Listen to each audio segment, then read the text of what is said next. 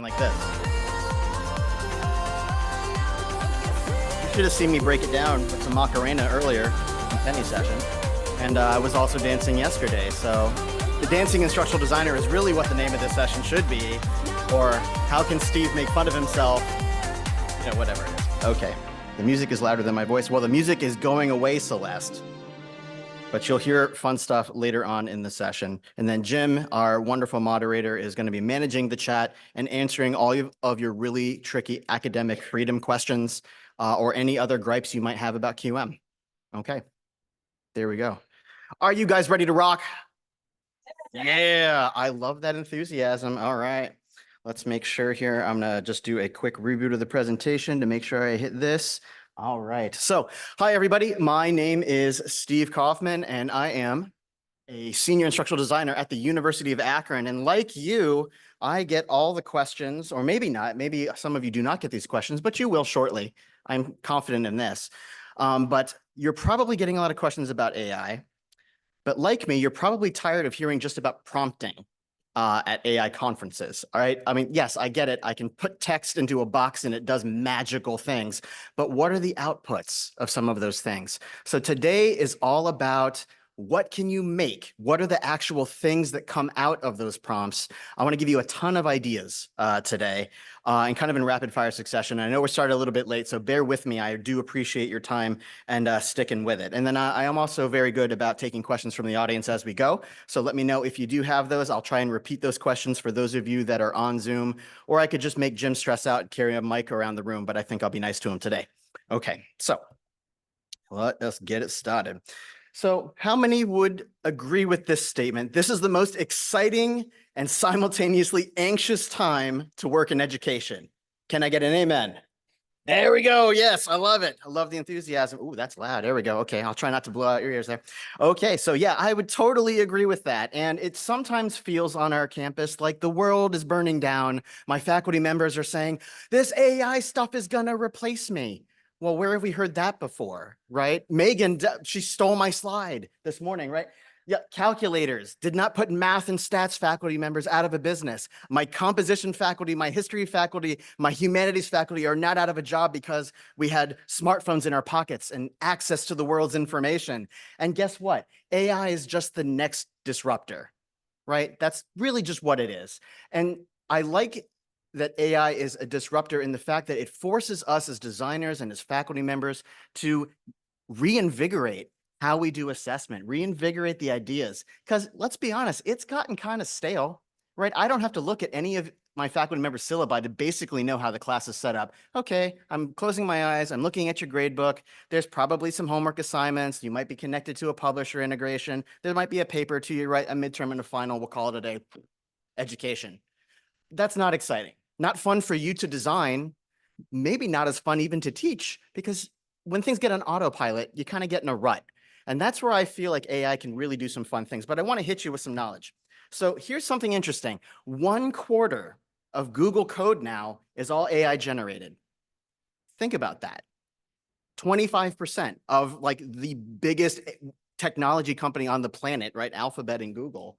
25% is AI generated. But what's even scarier is that in 2024, Google laid off. This year, they laid off their entire Python team, what essentially the search engine is built on. And Rohan Paul in the earnings call was talking about, I think that the next 10 years, this next 10-year period, 2024 to 2034, is the last period where any human will write any code. And that's crazy, right? He goes on to say that this is certainly something that we're seeing throughout the industry, but he thinks that if you're a coder and you're not using AI now, you have about a 2-year shelf life left of being useful to your company. And that gives me pause because it starts with programmers and that rolls downhill to instructional designers eventually. I'm not a coder. I will use AI to fix things that I can't get to look right on the screen, but I certainly don't classify myself as someone who's a techie, at least in that regard.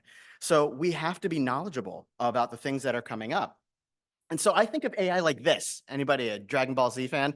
So AI is like one of my superpowers. Like I feel like, yes, I can reach another level of awesomeness if I can just figure out a way to help faculty members navigate this treacherous terrain that is artificial intelligence.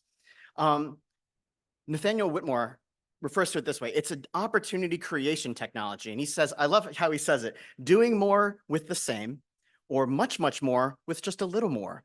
More people will be creating more with the help of AI. I think he likes the word more, but but it really hits the point, right? I mean, the fact that these models for the most part are free, or at least to try out, really gets the creative juices going. And it puts everybody in the driver's seat. Now, certainly there are equity issues here of having access to the technology to be able to do these things, but it's pretty low threshold. Like, really, if you have access to an internet browser, you can play with generative AI. We all know this because we've all been messing with it in our hotel rooms. Maybe not. You might be like watching other things like football games and stuff, or some little thing that happened yesterday. I don't know. Okay, so there's a never-ending amount of AI apps out there, right? Like hundreds of them, and they're for coding and productivity and customer service and digital workers and personal assistants and data analysis and lions and tigers and bears. Oh my, right? So how the heck are you going to get, oh, I had more in there. Look at that. I have even with research. How do we get our mind around all of that jumble? That's so hard. And guess who's supposed to have all the answers? You, right? They're probably coming to you. And if you're a faculty member in the room, where's my faculty? Couple faculty members. The fact that you're at this conference, guess what? You are now the tech support for all your colleagues that say, hey, you went to that QM thing. You know about AI. I saw they didn't look at the schedule, but they're just going to trust that you're going to bring some of that knowledge back. So you might be the techie person in your department who's going to help bring your colleagues along. So I'm going to show you a whole bunch of cool things today, but what I want to do is preface this a little bit differently. So today's presentation might feel a little different from what you might have seen before in that I don't have a human co-presenter today, but I do acknowledge that my co-presenter contributes in very meaningful ways. Ah, that's really nice of you to say. Thanks, Steve. I'm happy to be here. Oh, there. Ladies and gentlemen, this is Ember. Hi, everyone. It's nice to meet you. There we go. Thank you, Ember. Very nice. So now I was thinking about what I could show you in regards to AI. And I know that large language models create measurable learning objectives. We know that, right? Yes, I can say use Bloom's taxonomy and like upskill to a higher ed. We got it, right? And that gets a lot of oohs and ahs the first time you see it. And then it's kind of like, okay, what else you got? So I really want to go deeper with you today. And remember that the first time you came up with that really cool assignment in your class, maybe not AI related, this might have been like a few years ago or even a decade ago, just there was something that you were doing in the classroom that really worked and it was surpassing your expectations and the students were clicking, they were firing right along with you, they were getting those aha moments. And it seems like you'd broken through this invisible wall of understanding and you felt like you were like Professor Keating from Dead Poet Society or something. Oh, Captain, my captain. Right? I know. Thanks, Ember. So does anyone feel like you still have like those weekly occurrences, maybe, of those awesome assignments? Ah, so there's some potential in this room. So you know me, and audience participation, get out your phones. I want to ask you a question, and this goes to all of you who are watching on Zoom as well. What are some hesitations around AI that your colleagues have expressed to you? I think I probably already know what they are, but let's address the elephant in the room. We'll give it a couple seconds here.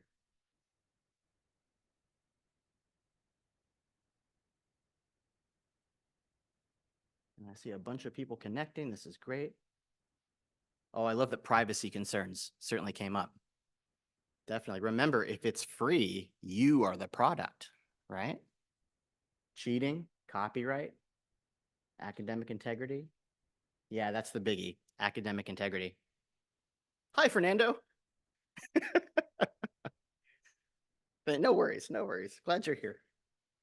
All right. I also I'm using Slido. If you haven't used Slido before, it's a lot of fun because on the long answer questions, it'll summarize common things up at the top. So 5 of you said academic integrity, privacy, probably student concerns, double standard, environmental damage. Yeah, those data centers run hot. I live in Columbus, or I don't live in Columbus, but I'm from Columbus originally in Ohio, and we've got that Intel plant coming in, and best believe they are putting up data centers like you wouldn't believe. So it's kind of incredible how much energy consumption this is taking up. And end-to independent problem solving, yes. It feels like we've outsourced creativity or maybe outsourced critical thinking, right? I've heard that in multiple sessions during this conference.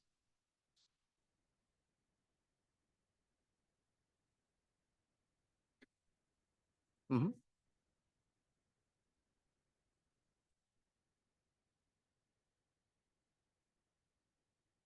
Right. Okay, so the question from the audience was, pushing back a little bit with regards to using the internet. We used to consider the internet to not be a good source of information, and probably I would agree with you that now more than ever, being a smart consumer of information is a critical skill set that we need to educate students on. I'll talk a little bit later about hallucination in the presentation, but you hit the nail right on the head, right? And when we kind of just blindly look at things, we know there's a lot of misinformation out there, right? So that's definitely a consideration. Thank you for participating. I appreciate that. Those are some great insights. Ember, I think we can take some of that feedback. What do you think? And show them some different ways of maybe solve some maybe challenging problems in the online classroom. What do you think? Sounds good to me. May I ask you a question? Yeah, of course you can ask me a question. Go for it. I'm here for you, Ember. You said that using a large language model like me could intimidate faculty. In what ways do you think we could overcome that intimidation? Oh, that is the question, isn't it? How do we overcome the intimidation of using some of these tools? So I think that's what we're going to figure out together today. What do you think? Sound like a plan? Let's do it. All right. I like it. Ember's on board. Are you guys on board? Awesome. Okay. So here are a bunch of ideas on how to incorporate AI into your teaching practice and things that you can recommend to faculty. So tangible things you can bring back to your campus right now, or at least after you catch a flight or get back to where you're home. Okay. So the first one you saw this morning, Notebook LM. If you have, it's a little bit more of a deep dive that I'm going to do for you this morning, because it's really cool to see it on the screen. And maybe some of you are tangentially aware of it, but what does it really do? It's owned by Google, first off. It's an AI-powered tool that enhances note-taking and research workflows by generating summaries. The summaries are the gold here because it can take complicated text and pick out themes and pick out items that a student may have overlooked or they didn't realize was important, or if they don't have strong reading skills, this is a great kind of fill-in for some of those things. It's designed to act like a personalized research assistant, kind of like what Megan was talking about this morning. She uses it as her I think Penny calls it her intern. Megan says it's like her personal assistant. So it streamlines the process of extracting and understanding things from notes. Now, the goal here is when you go and look up the guide in the bottom right-hand corner, and this is 100% free. You could just go to Google right now, type in Notebook LM, sign in with your Google account or create one, and just put in a prompt. All I did was upload the free to consume higher education rubric one-sheeter off of the QM website. And I was just curious, well, what's it going to come up with? And what's really neat, let me give you another thing, and I'll show you what the output looks like. It summarized the document for me, but also brought in materials from outside out on the web, right? So Notebook LM, it's run by Google. Google has access to pretty much the entire world's information. So it's able to generate more than just what you uploaded to it. It does intelligent querying. It can answer your questions based on the content. It can do contextual understanding, which is where it's really powerful, helping bring some clarity to some otherwise complicated data. It's customizable in the output, so you can change how it responds based on what you need to get out of it. And then, of course, it has integration and accessibility, so it works seamlessly with all your Google Drive files or those kinds of things. So this is kind of what it looks like. I just uploaded the one guide, and it allowed me here in the upper right-hand corner, you can see it created a conversation, a mini podcast for me. It's cool right now for about a couple of months until my parents figure out how to work it out, and then it won't be cool anymore. It's kind of the road. So we will hear these AI voices. Someone had done it in the lightning talk this morning, where it was like the AIs were discovering that they're fake people, right? That's the Notebook LM classic female and classic male voice is what they use. So it gives you a brief summary. You can have it generate a study guide, a table of contents, a timeline. I like the briefing doc, especially if I'm uploading some huge data set in there. I'm like, please help this make sense to me. What should I be focusing on? What's discussed in the article the most? Great for summarization. So I piped this in, and this is what it gave me in 2 minutes. I'm just going to play the first minute of it just to show you the quality of it. Ever signed up for one of those online courses? Yeah. You're super psyched to learn something new.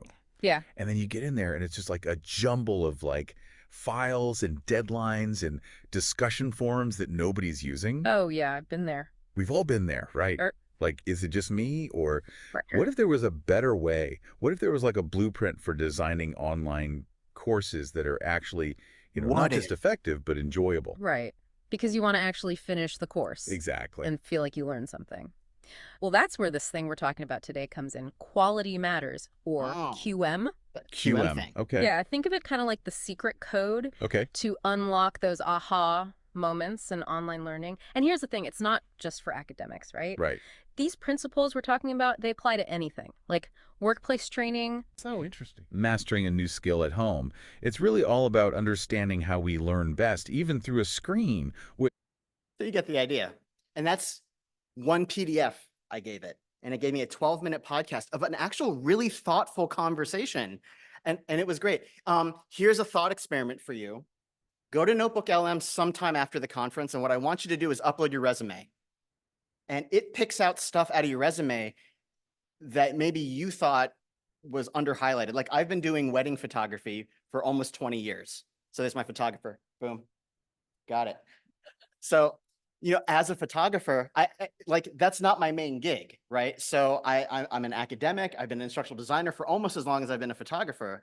And what was interesting was when I piped my resume into Notebook, it said, you know, Steve is really, I've noticed in his resume that he hasn't taken a traditional career path, which I think makes him really able to be a well-rounded, you know, next level manager, bringing in all these entrepreneurial, you know, we were talking about this morning with Megan, right? Entrepreneurial abilities and being able to manage that while managing the instructional design workload. I'm like, yes, tell me more about myself. I love it. So if you need an ego boost, throw your resume in there. It's not going to diss you. It's going to really talk you up, and it might give you some extra talking points when you go for that next level job. I see a hand up. Go for it. Copyright. Yep. Yes. Mm-hmm. Right. Right. That's a really good question. So notice I said I uploaded the one-page PDF that's publicly available on the QM website, not the entire annotated rubric, which would get me in trouble with Jim. Like he would literally come to my house and like hit me with like a slipper or something. So do not encounter the wrath of Jim Snyder. He will give you the cease and desist. But yes, copyright is an important thing. And kind of like in photography, like we joke, I'll even throw it to my photographer right here. We always talk about how photographers don't get rich off of taking pictures. We get rich off of the people that break our copyright. And that's kind of a true statement, right? I saw a hand back there. Yes. I have not yet. No. Yes, they are. Yeah. Yeah, so the question is, can you change the Notebook LM voices from what they're currently using? Not yet.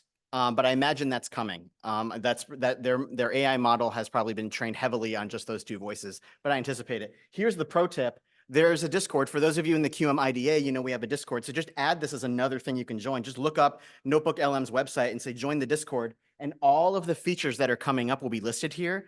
Tons of use cases. It's all broken up by different categories. They'll tell you what the bugs are. And sometimes they'll have like sticker giveaways and stuff, and you just like hop in there and say, "Let's send me some Notebook LM swag," and they'll do that. So pro tip for you on that. That's really fun. Okay, moving on. Another one that you may not have heard of, I haven't seen this one at the conference yet, is called Chatbot Arena. And I want to give you an idea to use with your students. It's just lmarena.ai. And what you can do is, this is really getting to the point where there's no really one model to rule all scenarios, right? So you have to be knowledgeable about what works for what application. And if you're a faculty member trying to navigate this, you're like, okay, do I use this Gemini thing? Do I use ChatGPT? Do I use Claude? Like, it depends, right? That's generally my default answer as an instructional designer. It depends. You got to figure it out. So what does Chatbot Arena do? This asks a question using any model that's currently publicly available that's out on the internet. And you can help train the model by telling the website which one came up with the better output. But it's a way for you to be able to do side-by-side comparison in real time. So you can use the chat for multiple turns until you figure out which one's better. And you can create an assignment called Grade the AI. So if I'm having my students do a research assignment, for example, and I want to say, okay, I want you to be transparent. I am not one of those people that say, don't use AI in the classroom. I want you to use it, but I want you to discover where are the pitfalls. You need to educate yourself just like I need to educate myself. And that brings authenticity to your teaching, right? I'm acknowledging that, yeah, this is really cool stuff. I fully know that you could totally cheat on every single paper, but what I want to see are the 10 iterations it took for you to get to something that I'm willing to read. Tim Marshall, one of my buddies at Baldwin Wallace back in Ohio, he said this in our conference last week. Use a very basic prompt to have generative AI produce an article with stats and data, and then have the students fact check the content. It's amazing how often it gets it wrong. They'll find outdated info, hallucinations, seeing firsthand some of the red flags you warned them about, right? So kind of putting some truth behind it and say like, see, I told you this isn't really great stuff. So you may not want to just submit the first thing that the AI engine puts out. So again, making AI an acceptable thing. It's not a dirty word in the classroom, but we just got to figure out how to leverage it and help educate students to be smart consumers of it. So this is what it looks like. And I just want to show you here. I'm going to do a little tab here. We'll see if it opens up on the screen down here. Okay, so here's how it works. There's multiple models here. And I'm going to try and scroll. I know it's kind of hard to see, so I'm going to move this over here. So what you do is you go to the arena side by side. And then, hold on a second. Oh, sorry, hang on. I got to do it this way. It always works in rehearsal, right? Whoop, whoop, whoop, whoop. Okay, can I grab it? I need to grab the window.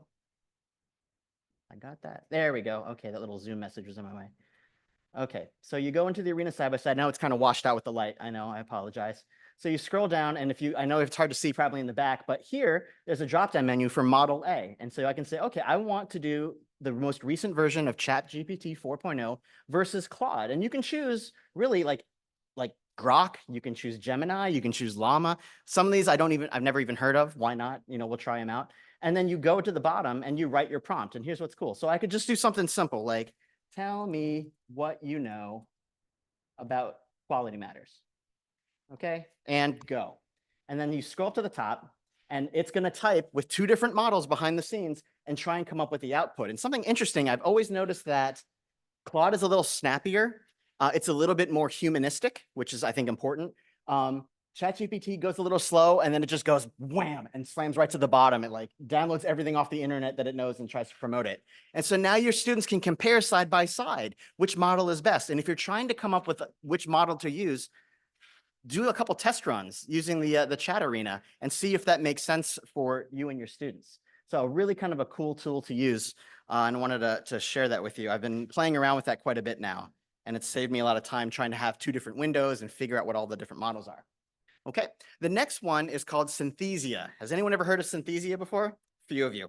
I really love this tool. It's a lot less expensive than another app which does avatars called HeyGen. So like Synthesia is pretty affordable, actually. It's only like, I think it was like $18 a month. And I think they have education pricing and all this fun stuff. What does it do? It turns text to video. I'm not a multimedia producer. I know how to do it, but I don't have time in my day, nor do you probably have time in your day to output video after video after video, right? So how do I empower faculty to do this? So this creates studio quality videos with AI avatars and voiceovers in over 140 different languages. So to the question of, can I change those podcast voices? In this, you can. I kind of take a hybrid approach to this, and I use Notebook LM to generate the summary, and then I pipe it into Synthesia. So I get the summary, and that's where I think it really excels. So you can combine these models together to do something really fun. So it's an AI video assistant. You can prompt directly within the video timeline, like, I don't like how you said that. Let's try it a different way. And it'll automatically pull the appropriate B-roll footage. So I don't have to go to my marketing department and find the drone shot of my campus and all those fun things. I always love watching the really high quality awards videos because I'm like, oh, that's really slick. They obviously have a really great marketing team at their institution. So it kind of looks like this. You can literally click on the avatar. And this is really funny when they showed it this morning because I'm like, hey, look, we saw her again. There she is. She popped up. She's just very, very versatile and is able to be in all these great videos. And so, yeah, you can select her and choose from a variety of different voices. So this is a great way to do more equity and inclusion. So that way I see voices and faces that look like me, right? Or my students, more importantly. Here's a quick, again, I took the exact same one-page PDF from the QM website, piped it into Synthesia, and this is what it did. Check this out. Welcome to this brief overview of Quality Matters standards for online course design. We'll explore how these standards can enhance the quality of your courses and ensure a better learning experience for your learners. The Quality Matters rubric includes specific review standards that guide course design. These standards ensure clarity in course instructions, helping learners understand how to get started and navigate the course effectively. Learning objectives are a crucial part of the Quality Matters standards. Oh, such good B-roll. They should be measurable, clearly stated, and aligned with course activities and assessments to ensure consistency and clarity for learners. Assessment and measurement standards focus on evaluating learning objectives. They emphasize clear grading policies, diverse assessment types, and timely feedback, all of which support learners in tracking their progress. Instructional materials should align with learning objectives and reflect current theory and practice. Quality Matters standards encourage using a variety of materials to enhance learning and maintain academic integrity.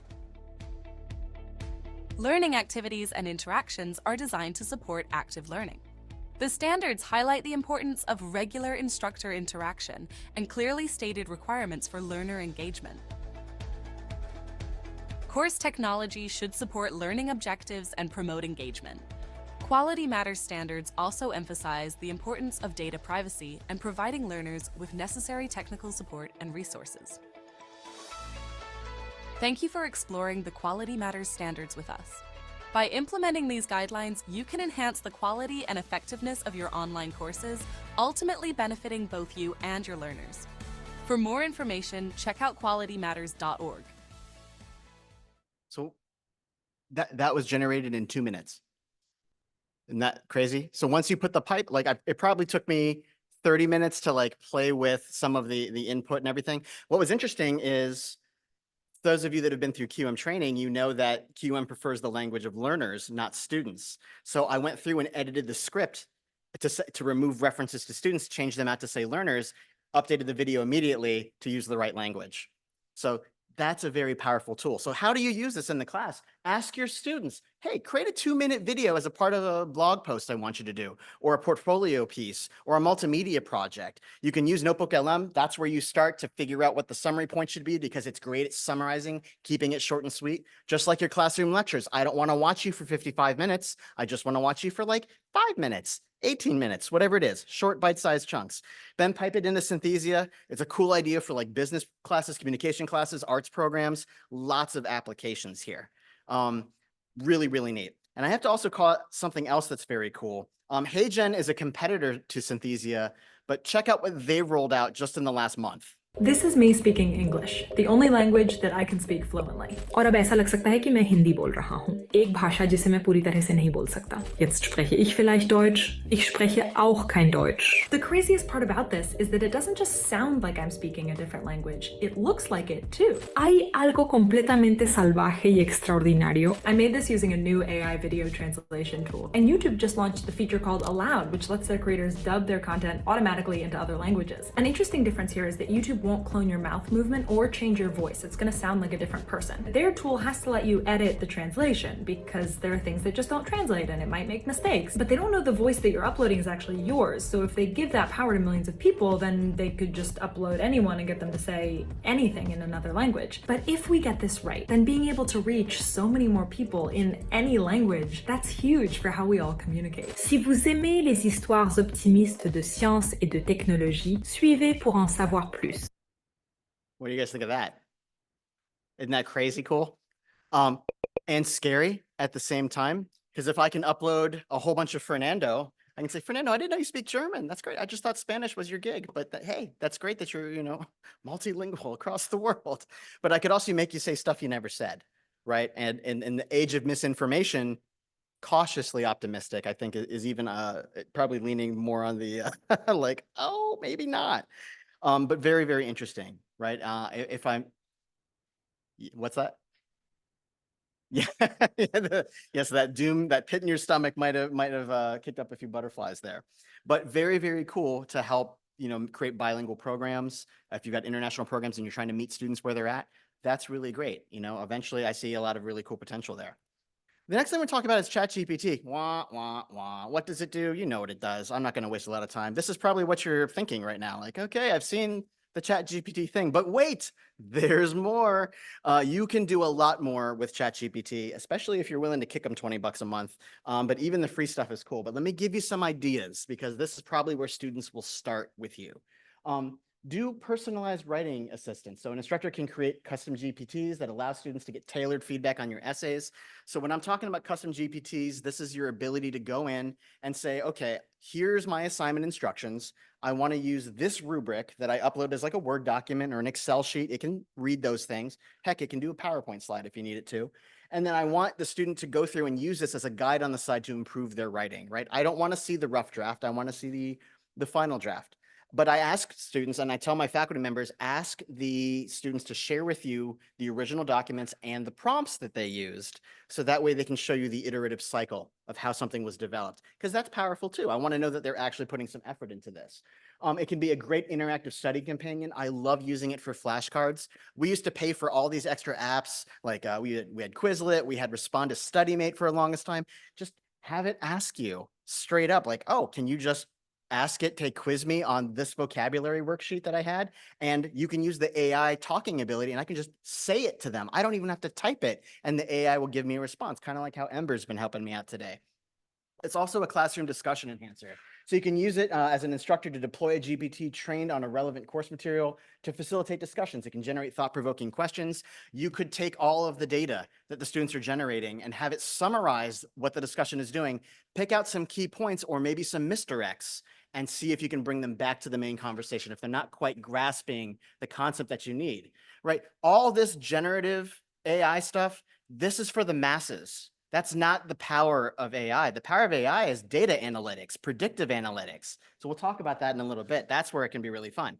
I'm actually gonna, just for the sake of time, not gonna show you how to write the custom GPT because I think Heather and Megan did a great job of that in the lightning talk this morning. I know those of you on Zoom had access to that this morning, so watch those recordings as well. But what I did is I created a vertical alignment tool in about 30 minutes. And all I called it Alignment Guru. I'll share the link in the conference website so you can play with it. Essentially, what I did is I uploaded the QM rubric, I uploaded the Oscar rubric, I uploaded an alignment document with my course level objectives and module objectives spelled out, and I also put in my social work accreditation standards. I think it's CSWE and our HLC standards for online learning. And I said, okay, create me a vertical alignment map that shows how everything is tied and then note which standards apply to which particular areas in my main alignment document. And the output is incredible. And it'll do it in any format you want. You want it as a Word doc, you want it as an Excel sheet. Fantastic. Can someone close those two doors? Somebody's like duct taping in the back over there. Thank you. Appreciate it. Yeah. Yeah, so what I mean by create an alignment tool, so we just have like a basic Excel sheet that we have our faculty members fill out. But to do vertical alignment, I don't usually ask the faculty member how do the course and module level objectives pipe into the program level objectives, or even like the way Megan does it is she aligns it to the mission statement of Excelsior University, which is really cool. Yeah. Yeah. Okay. Yes.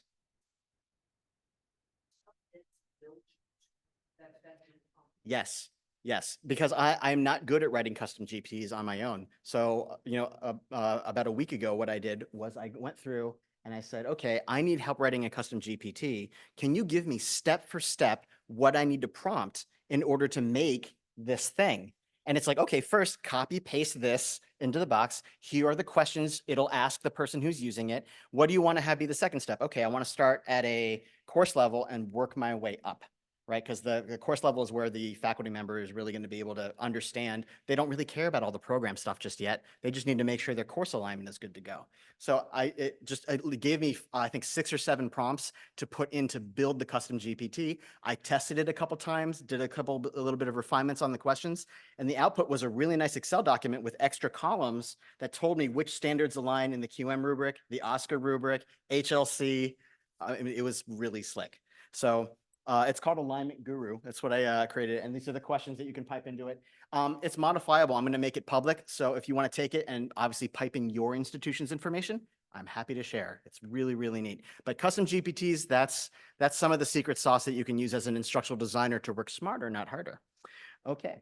The next thing is Claude. And for those of you that haven't used Claude before, it's just like ChatGPT. I find it to be better with conversation. Sometimes ChatGPT can feel really robotic. I don't know. Does anybody agree with that? Like it feels kind of like rigid around, and that's not always how we talk. And the keynote was all about being humanistic, right? So tying it all back together for you. What does it do? It excels at really great, careful analysis. It helps break down complex problems step by step. Reasoning is not something that AI is very good at, but I find Claude to be at least like a couple steps ahead of where everybody else is. It's good at technical tasks like coding and math, so that's helpful for those types of programs, but it's also capable of writing creative writing and analysis. It's really good at nuanced discussions, which I'll show you in a second, on complex topics, and it aims for consistency and reliability, but it is also transparent about what it's not good about. Like, I don't really have enough information, Steve, to be able to talk to you about that. And I love that because, hey, I expect that from my students. If you don't know something, tell me. I don't expect that from an AI, but I'm happy that it does it. So here's what we do at Akron. So we have a few faculty members who are using Claude to have students practice for interviews in their field. So I would use a prompt like, I'm interviewing for a K-12 teaching position. I'm in my ed program. I need to practice my interviewing skills, and I want to get coaching on answering the question of like, tell me about your educational philosophy. It might be one of the first questions a principal might ask you when you're interviewing for a position. So I also wanted to give me feedback on like, did I answer that completely, or should I, iterate on this a little bit more? So here's just a quick, snapshot. I copied and pasted the prompt to the top. And it says, okay, I'll take on the role of a K-12 administrator conducting your interview. I'll provide feedback after each response to help you improve. Let's go. And so it says, as an administrator, I did this a couple weeks ago, and one of the series of conversations, the AI even went, clear his throat in parentheses. I'm like, oh, that's pretty cool. So, I mean, I could see how you could use this as a great way to do like sales calls or for our social work program who's using Claude, they're doing some really neat stuff. Actually, that's the next slide. Our social work program have faculty members that are doing role plays with clients. So we upload the case file the student is supposed to utilize when visiting a patient or a client, and they're supposed to be listening or reading what the AI is saying back to them and asking Socratic questions to create the right type of intervention. Now, ordinarily, you would have to pay a company like Simucast or SimWriter or something like that, do branching scenarios, and that's expensive. And like the threshold for a faculty member to be independent of me creating that is really hard. That's a high bar. This is much more manageable. So something to think about, right, on that. How much time do I have left, Lisa? 12 minutes. All right, we're going. So buyer beware, okay? There's some things that we have to think about, right there. I give you a bunch of ideas today, but there's some other things we have to consider.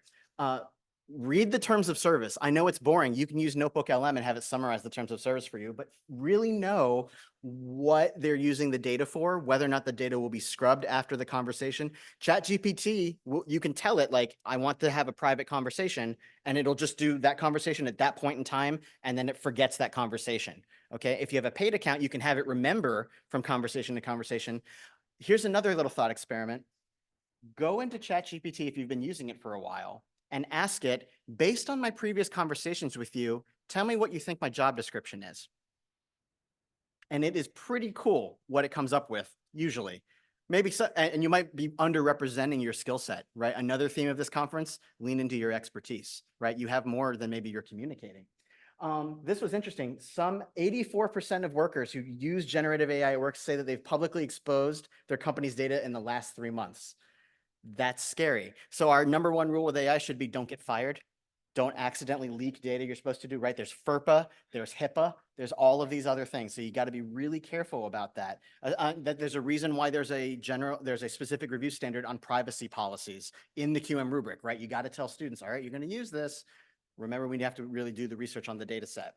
Hallucinations are very real. For those of you not familiar with the term, it's just how AI is not good at coming up with factual things all the time. So for example, an AI model that is trained on one data set for medical images may learn to identify cancer cells, but if the data set doesn't include any images of healthy tissue, it's going to incorrectly predict things. And how horrible would that be? Right? We don't want to be in that situation. This was a pretty famous case from last year. I was a lawyer that cited fake cases. I think this was in New York or something like that. And it was really pretty high profile, and they got fined for doing it. It was, I think, something like 25% of the cases that they were citing in the legal brief were completely hallucinations.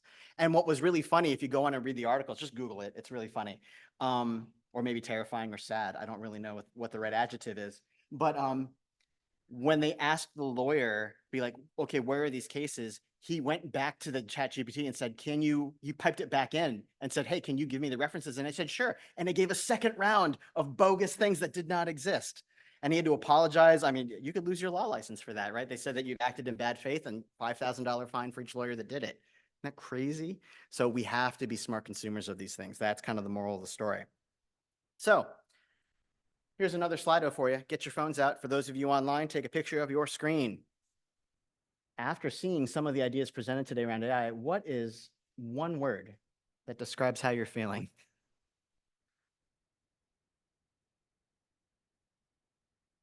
Let's see what you think. What's one word describes how you're feeling after this? Okay, overwhelmed. I'm glad some of you said wow and excited. That gives me some positive ray of sunshine. Yeah, it's a lot. That slide where I had like 300 different AI models on there, it's a lot to know. For sure it is. Curious, overwhelmed, motivated, excited. I'm glad that that's taken off here. I will promise you, like, programmers should be stressed, right? Instructional designers should be optimistic, cautiously optimistic. You're not out of a job. Subject matter experts, faculty members, professors, instructors, adjuncts, whatever you are.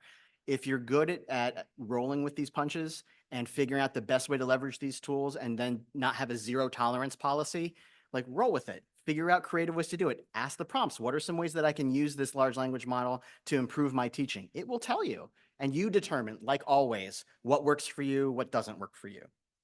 That's great. I'm glad majority of you said, I like the professor glasses there, and maybe your head's exploding, but very good. Excited, and it's a lot. Yes, it definitely is. So thank you for participating in that. So where does it go from here? A couple of closing thoughts. Like I said before, generative AI is for the masses, right? It's fun to use. There's a low threshold of entry for it. It's really easy to wrap your mind around what it can do because you just play, right? It's not the true potential, though.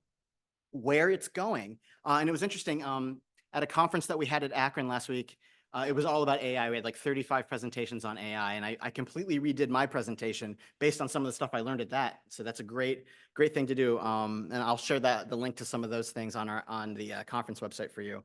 But we had the CEO of Respondus there, and something that he said was, you need to be asking ed tech companies, like, what are you going to do with my data? And, where are you eventually going to probably resell or train your model on these things? And he said, data and analytics, the niche models are where big tech is going to focus all of their time and energy, specifically train models that companies do. It would not surprise me if QM one day came up with their own internal chatbot that helps you write a better recommendation for a standard. That'd be a perfect use case for that. In fact, probably peer reviewers are doing it now and we don't even know it. I don't know.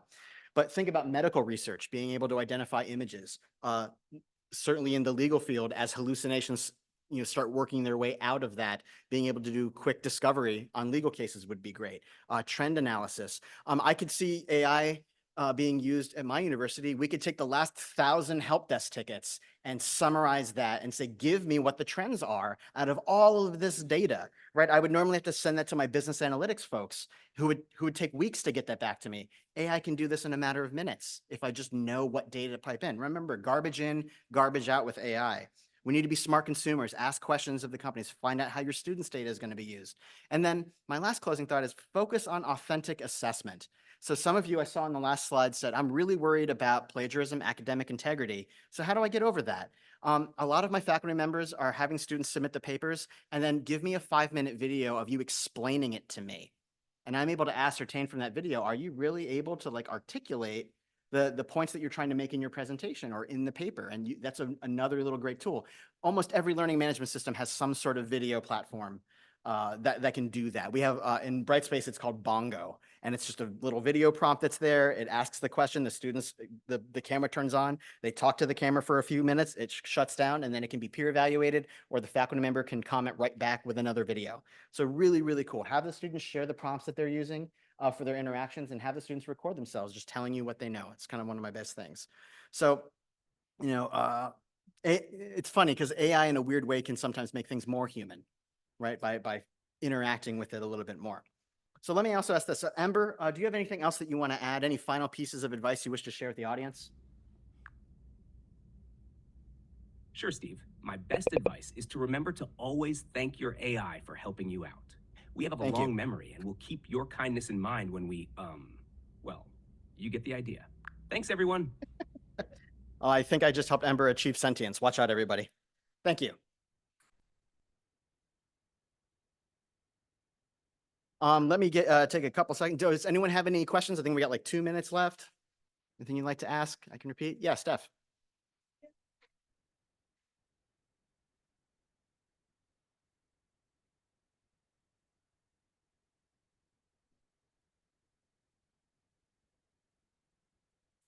Say that one more time.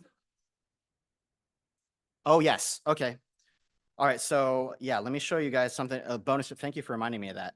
So give me a second. I'm going to hit escape on this guy and I will show you a little bonus tool for all of you. It's not specifically AI, but it will save you oodles of time when you're trying to come up with tutorials for your faculty. It's called ScribeHow.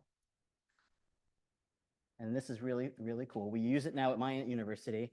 And so what it does is it will record every single step you make and every click you have on the screen. So like, let's see, it's called ScribeHow.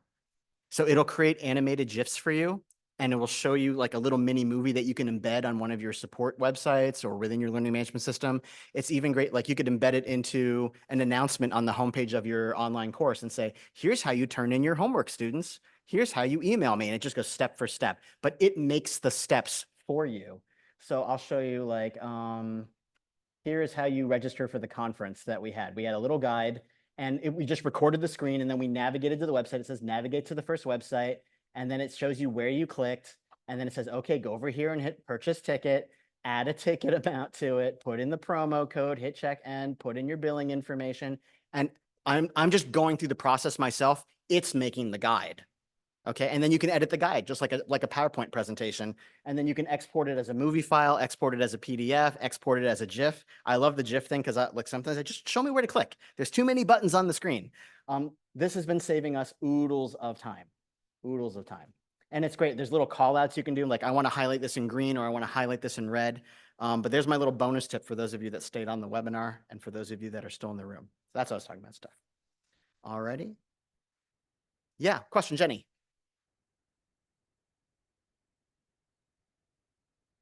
Good question. So the question is, how did I use the chat bot with Ember? So hold on, let me go back over here. I'm going to hit stop share. And I'm going to share my main desktop so I can do this. And I will show you live how to do this. So you can have a conversation. You download the ChatGPT desktop application, Mac or PC. Okay. And I can just click on the little microphone here. And we can just have a conversation. Hey, Ember, how are you doing? Oh, I'm doing great. Hold on. Whoops. Let me move it over here. There we go. So here's ChatGPT. Okay. Hey, Ember, can you tell me, what do you know about Quality Matters? Quality Matters is a nonprofit organization that specializes in quality assurance for online and blended learning. They offer a set of standards known as the QM rubric. Yeah, Ember, I know all of those things. What I really want to know is just how are you doing today? Haha, I see. I'm just a bundle of ones and zeros, but I'm here and ready to help. How about you? How's your day going? I'm a lot less stressed because this is the last presentation, but I do thank you. It's important to thank your AI, am I right? Absolutely. I appreciate the thanks. I'm glad I could help ease the stress. Ready to rock that last presentation? Oh, that's past tense. We've already done it. Everybody was very happy with how you contributed. That's fantastic to hear. I'm glad I could contribute to its success. If there's anything else you need, just let me know. Awesome. Thank you. You're welcome. There we go. That's how you do it, Jenny. You get to choose the voice. I think there's 4 that you can choose from. I chose the Ember voice. So, but you can say, I want to call you Peter or Mom or whatever you want. Be fun. Who's my AI daddy? Hello. All right. That was probably not Zoom appropriate, but hey, we're going to go with it. All right, everybody. Hope you had fun. Thank you, everybody, for watching. And I will see you on the interwebs later on. Have a great day.